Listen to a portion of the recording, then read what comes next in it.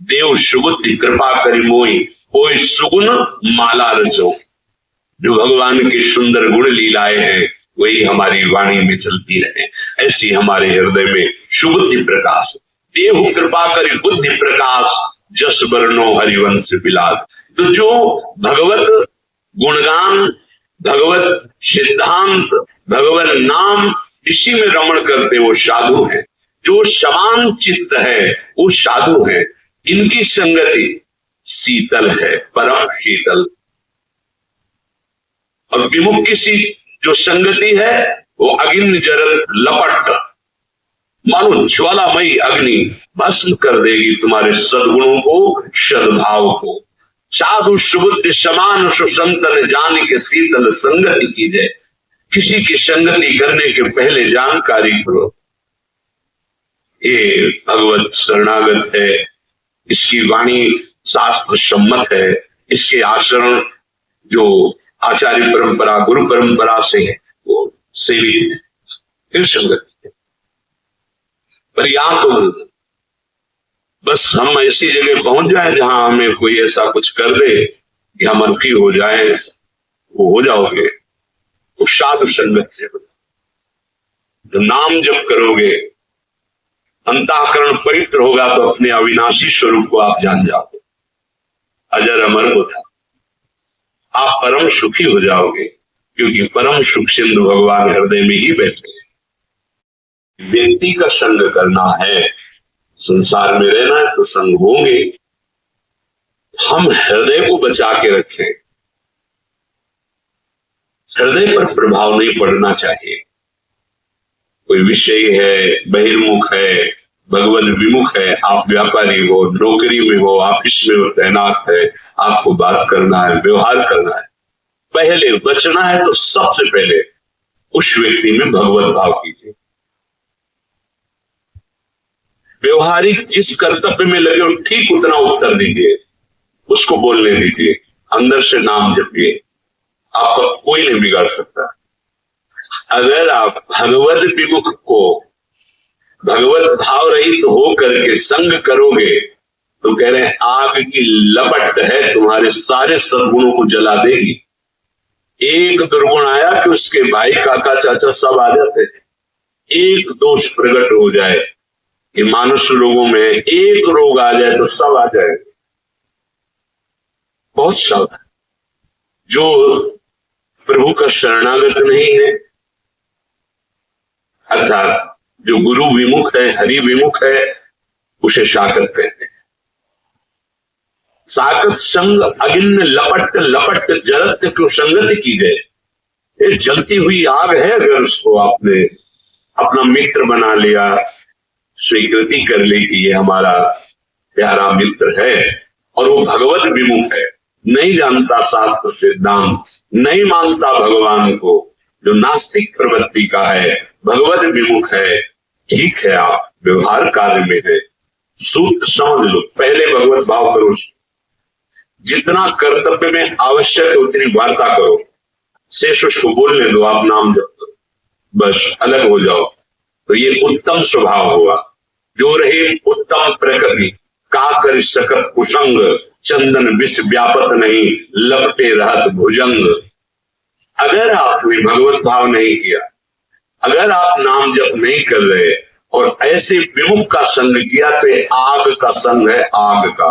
ये तुम्हारे सद्गुणों को, तुम्हारी भक्ति भाव को ये क्षीण कर देगा, क्षीण कर देगा, पक्का देखा जा रहा है, प्रकट देखा जा रहा है। आप गए और औरों घाले, आप तो नष्ट हुआ ही, और जो उसके मित्र बने वो भी चौपट हो गए, नष्ट हो गए, परमार्थ विहीन हो गए। आंखों से देखो। साकत संग महापुरुष जन बोलो, साकत संग अगिन्य लपट लपट जरत संगति कीजिए। ये लपट है, ज्वाला है, जल जाएंगे तुम्हारे सद्गुण। दूर रहो कुसंग से, जाके संग कुमति मति उपजे, करत भजन में भंग तजोरे मन हरि विमुखन कुसंग। जाके प्रिय न राम वैदेही, तजिए ताहि कोटि बैरीशम। यद्यपि परम सने, परम मित्र हो, परम संबंधी हो, तो जाके प्रिय न राम वैदेही, तजिए ताहि कोटि बैरीशम।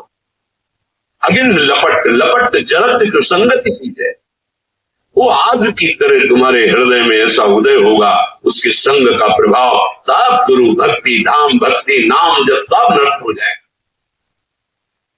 बिल्कुल पक्का। बहुत सावधानी। भगवान श्री राम को बरुभल दास नरक करता था, दुष्ट संग जन देई विधाता। भले नरक का वास मिल जाए पर दुष्टों का संग न हो, भगवत विमुखों का संग न हो। साधु सुबुद्धि समान सुसंतन जानी के शीतल संगति की जाए, जानी के कहे।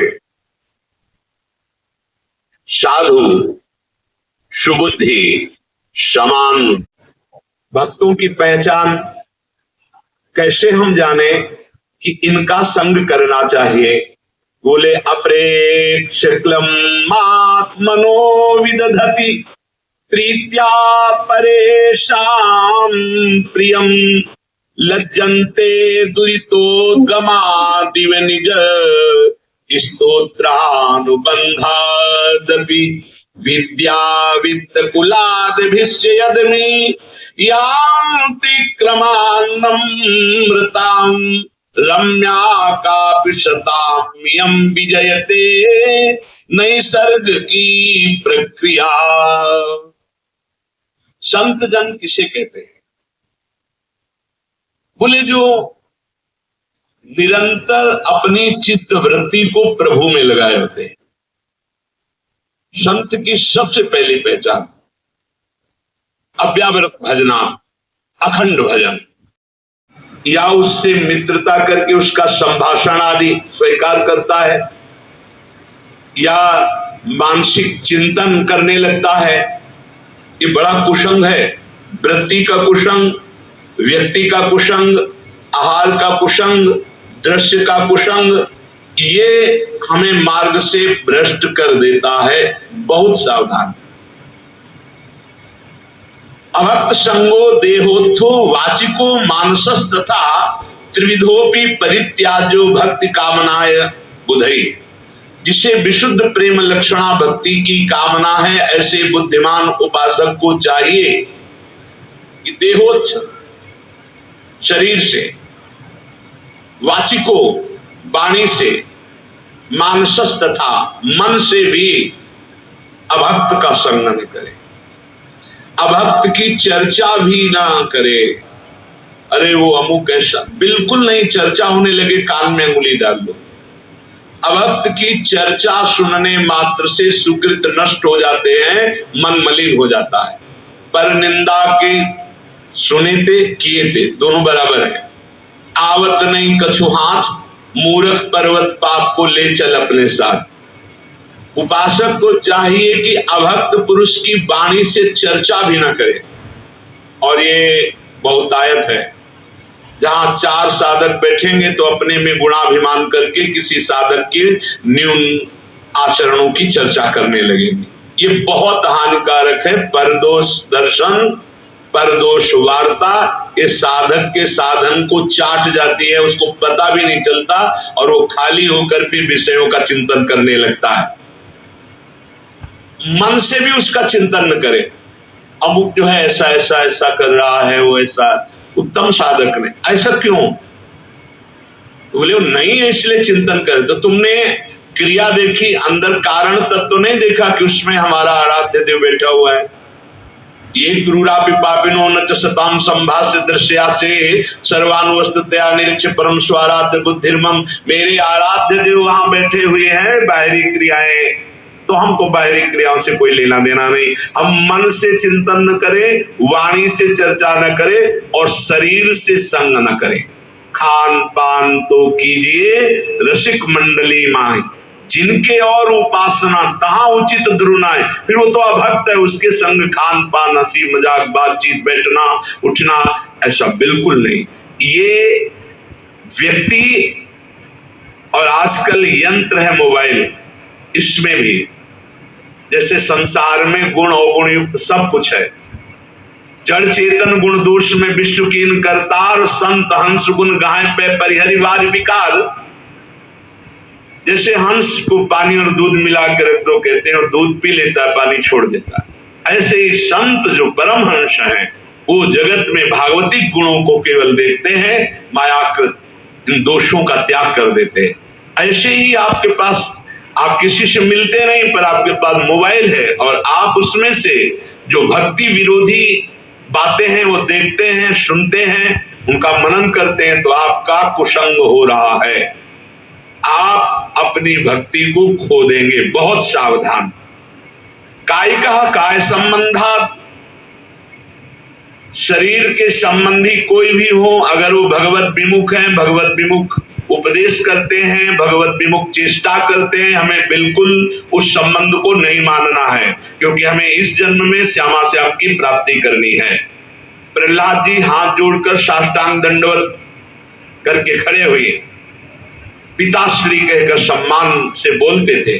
जब हरि की निंदा करने लगे हिरण्यकश्यप, प्रहलाद जी ने दैत्य राज कह के बाद अब नहीं, जाके प्रिय राम वेदेही तजिए ताहि कोटि बैरिशम यद्यप परम स्नेही।